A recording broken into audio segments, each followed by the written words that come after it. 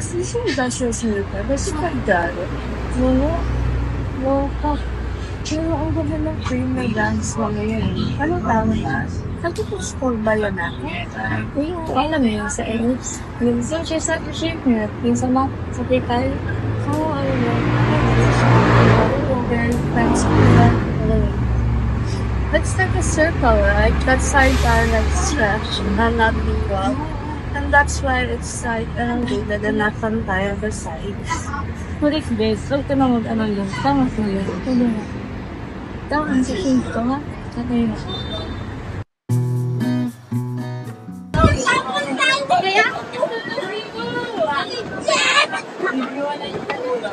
Yan!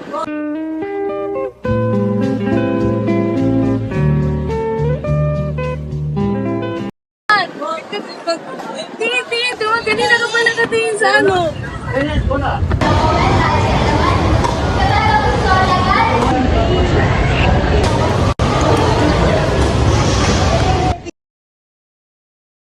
Naalala ko kasi yung lesson natin sa pre-cal. Nakita mo yung treatment line? Parang hyperbola siya, di ba? On both sides. Ano daw? Hindi kasi, in a standard chord, the line curves outward and if you visualize it, the shape resembles the branches of a hyperbola.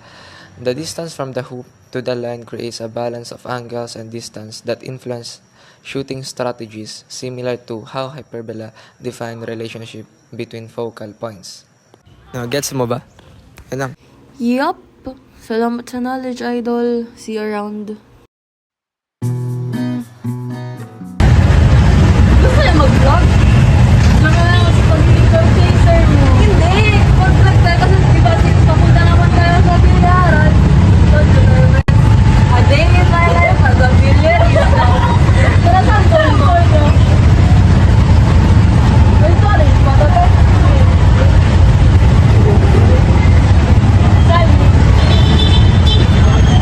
Grabe na yan ang mukha.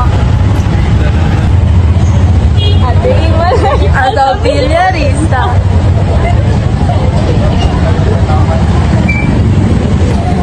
So today, saan banda ba yun, guys?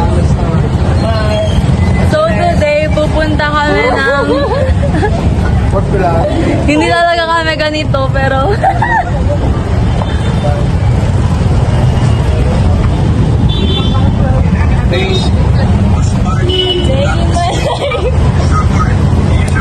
A day in my life as a bilyarista. English student na lagi nag-bilyard.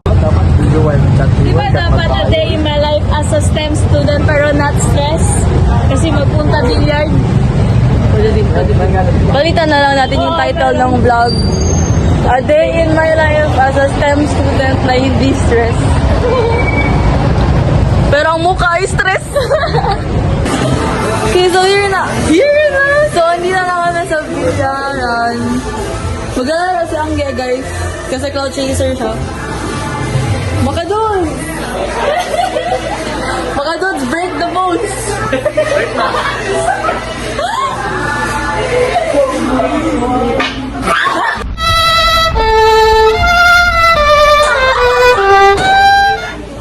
Hala ko!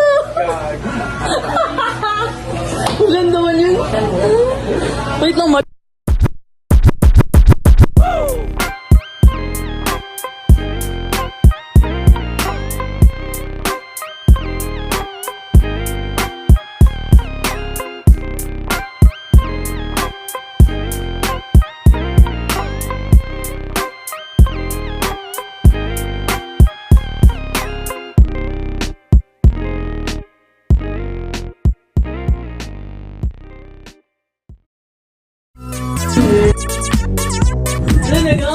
Alam mo ba na ang circle ay isang shape sa conic section? It is defined as the set of all points in a plane such that each point is equidistant from a fixed point called the center. So meaning nito is ang circle daw ay merong center at merong radius. Yung center na yun yung parang fixed point sa circle na kung saan ang lahat ng point sa circle ay equidistant doon sa center. At may tinatawag din tayong radius sa circle. Ito namang radius, ito yung distance from center sa kahit anong point dun sa circle. So basically, ang circle din ang isa sa pinakamadaling i-identify sa conic sections.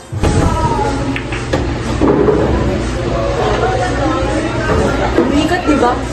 Because life is a circle. The end of one journey is the beginning to the next. Kaya always be humble.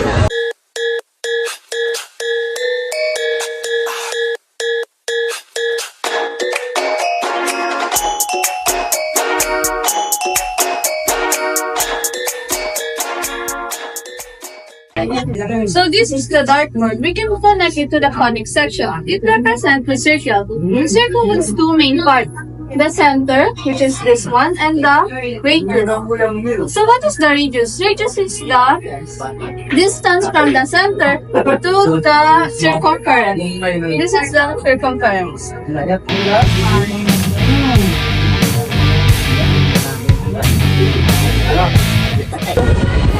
So, end of the vlog. Hindi na kami.